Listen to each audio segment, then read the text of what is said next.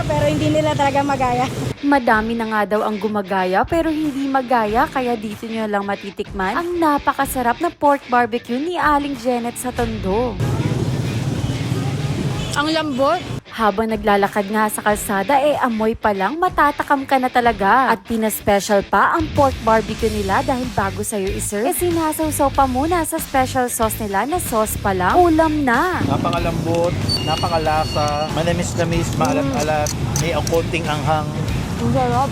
Legendary pork barbecue na nga ang Aling Janet Pork Barbecue. Dahil mahigit 50 years na silang nagtitinda nito, kaya tara, kain na tayo!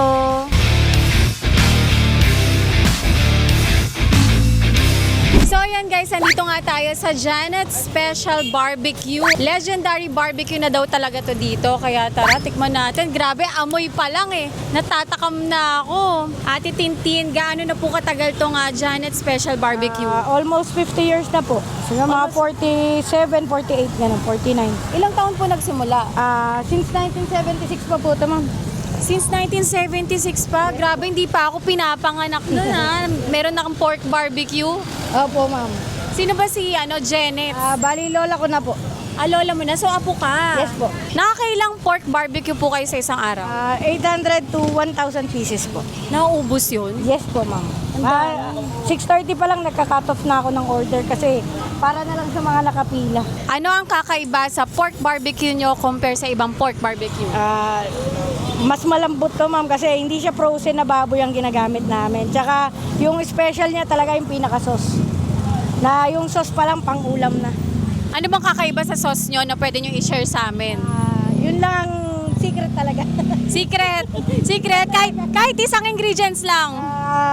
Mahirap na Ayaw talaga ipaano yung secret. Secret, ma'am eh. Magkano naman po ang isang pork barbecue? 30 pesos po, ma'am, pati yung hotdog, 30 pesos din po. Meron din kayong hotdog? Apo, TJ King size na Pure Foods na tender juicy hotdog. Pag order, halimbawa gusto ng maramihan, pwede bang umorder din sa inyo ng ganun? Like for example, 50 pieces, mga ganyan. Pwede naman po, ma'am, sa page niya lang po. Aling Janet Special Barbecue and Palabok. Yan po yung page namin. Ayun, pwede naman palang umorder kung may party kayo, di ba? Kung may party sa inyo, kung gusto nyo matikman yung barbecue, ayan, kung gusto nyo ihanda sa mga birthday nyo or sa darating na mga events, yan, pwede kayo umorder dito. Apo, kahit yung mga yung mga malalayo, yung mga Paranaque, mga nagpapapick up, Bayan Lalamove, sila lang po magbubuk. Oh, ang layo nakakaabot ng Paranaque yung pork barbecue nyo. Yes po. Paki-invite nga po sila dito sa Janet's Barbecue. Punta lang po kayo dito sa Hermosa Street, Tondo, Manila, para po matikman yung barbecue ni Aling Janet na masarap. Masarap ba talaga? Masarap po yan talaga. Patikim nga ako para malaman kung masarap. Sige lang po, ma'am. Ito, May pwede na ba dito. dyan? Sasaw-saw ko lang, ma'am. Sige, sasaw-saw daw niya. Ayan, mainit-init pa nga, grabe. So, lagi pong ganun, pagka-order, sinasawsaw nyo muna sa sauce nyo. Yes po, ma'am. Sa special sauce nyo, na ayaw nyo talagang i-share, Bawal daw po i-share. Bawal. Sige, tama naman, para kayo lang yung kakaiba. Marami nang gumaya pero hindi nila talaga magaya. Ayun! Madaming gumaya pero hindi nila magaya. Kasi ayaw nilang i-share Pero tama naman yon, di ba, pagdating sa business. Try nga natin tong pork barbecue.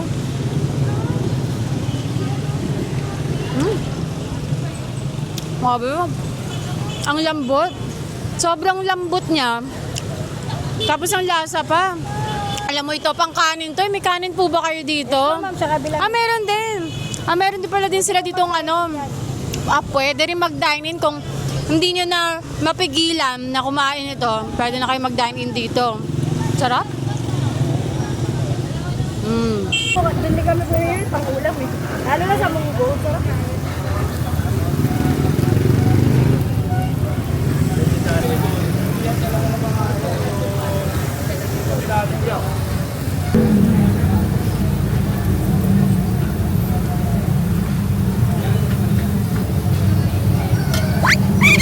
Ako, regular customer ako dito sa Nanay Janet's. Actually, hindi naman araw-araw. Siguro once in a month, kumakain ako dito sa kanya. Sarap ng barbecue dito, promise.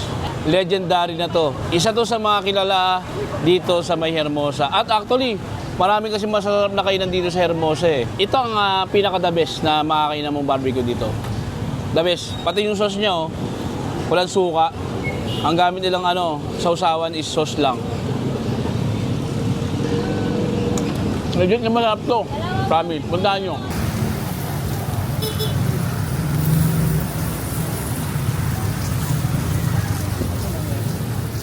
Hindi po ba kayong bumibili ng pork barbecue dito? Opo, madalas dito. Madalas. Dito po kasi ako nagtatrabaho marat, pero Hermosa. So, gaano ka nakatagal kumakain ng pork barbecue ni Aling Janet? Matagal na rin siguro mga 5 months na rin. 5 months. Anong pinagkaiba ng pork barbecue ng Aling Janet sa ibang pork barbecue? Masarap yung timpla tsaka yung sauce nila, yun talaga yung hanapan natin ngayon, yung barbecue, yung sauce talaga.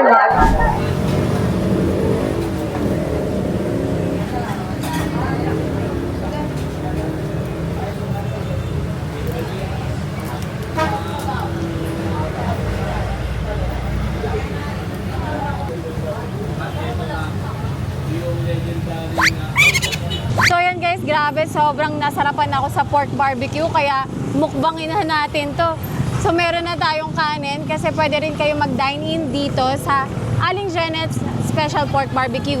Meron kasing karinderya din dito sa tabi niya. So available ang rice sa mga gustong kumain agad-agad ng pork barbecue. Ayun, kasama natin ngayon si Manuel Olazo.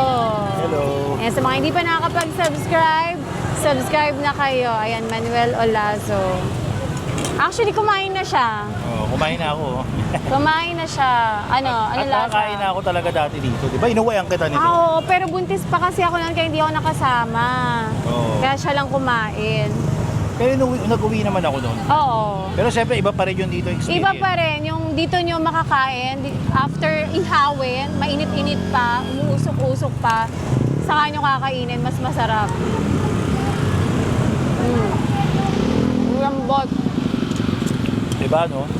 Ang lambot niya. Ako, para sa akin talaga, ito pinakamasarap na barbecue. Hindi siya nang lalaban na baboy.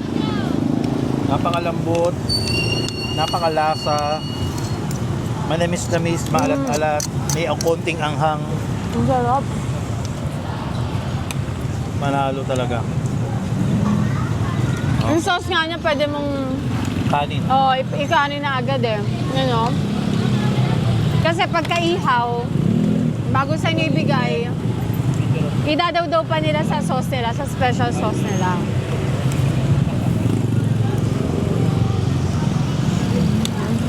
Hotdog. May hotdog rin. Magkano yung hotdog? 30 pesos 30 din? Parehas lang. Pero kasi yung hotdog nila malaki, tsaka mataba. King size ata yun. Tender juicy din. Tender juicy kaya 30 pesos. Sabi, sauce pa lang pang ulam na eh. Manalo talaga. The best talaga Pero ng barbecue na to. Nung kumain ka dito last year, Ah. same price pa rin. Hindi pa 30 nagbabago. pesos, di nagbago. Hindi natin natanong kung ganito rin ba yung price nila. Kung anong price nila nag-start. 5 pesos. 5 pesos daw? Tinanong mo. 5 pesos, nag-start sila sa isang stick. 1976. Di pa tayo pinapanganak? Grabe. Ngayon, 30 pesos kasi syempre, lahat naman nagmamahal. Manalo talaga yung barbecue. Dito na tayo nag-dinner. Pa-dinner na eh. Sarap. Barbecue talaga, lambot eh. Gusto ko rin yung yung hotdog kapag merong sauce. Na-elevate yung lasa, no? Hindi siya boring kainin. Oo. Hindi boring kainin yung hotdog.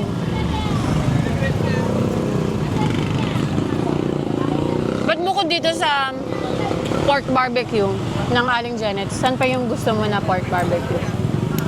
Actually, marami naman masasarap na barbecue.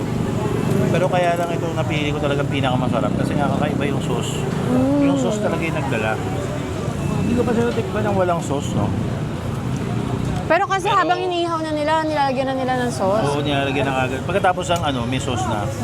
Sobrang yung sauce talaga yung nagdala. Pero yung mga barbecue, marami masasarap na mga barbecue sa mga kanto-kanto eh. Oo.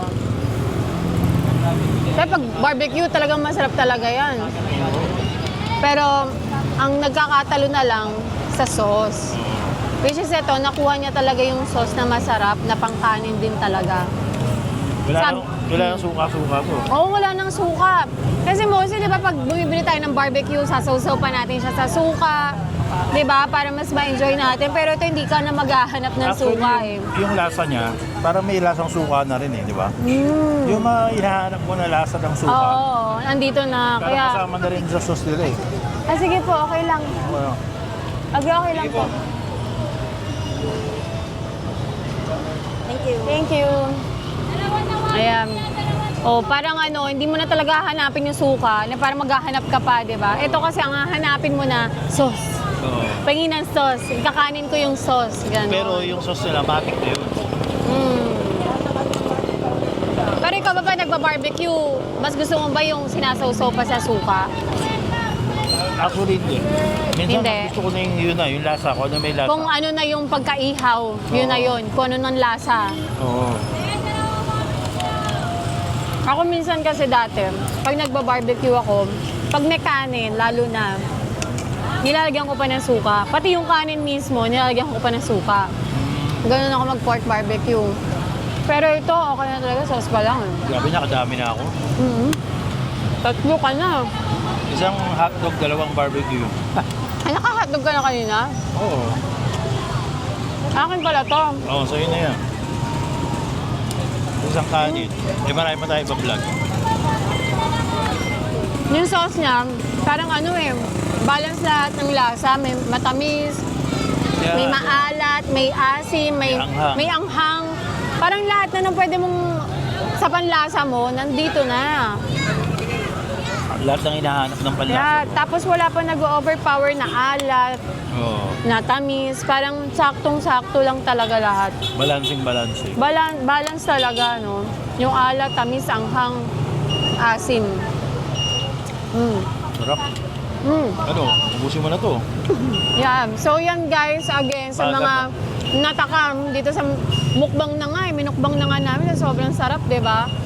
Dito lang yan sa Aling Janet Special Barbecue. Located siya dito sa may Hermosa Tondo. Hermosa, Tondo. Ayan, open sila nung oras? 3 o'clock hanggang maubos.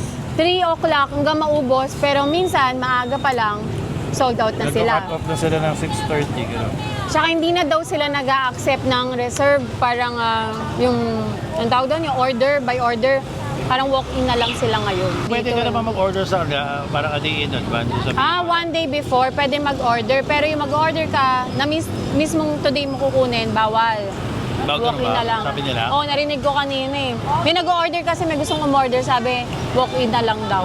Baka kasi puno na, ubos na. Oo, kasi baka mamaya ma-sold out, tapos may mga nakapila pa. Di ba, nakakahiya din naman. So, yun lang guys. So, thanks guys again for watching. At sana nag-enjoy kayo sa panood sa video namin. Again, si Manuel Olazo. Subscribe kayo sa channel niya. So again guys, thanks guys again for watching. At kung hindi ka pa nakakapag-subscribe, please subscribe to my channel. At para updated kayo sa mga videos na i-upload ko, tap the bell icon. So, I'll see you guys again. Bye! Sabi, sarap. Harap to.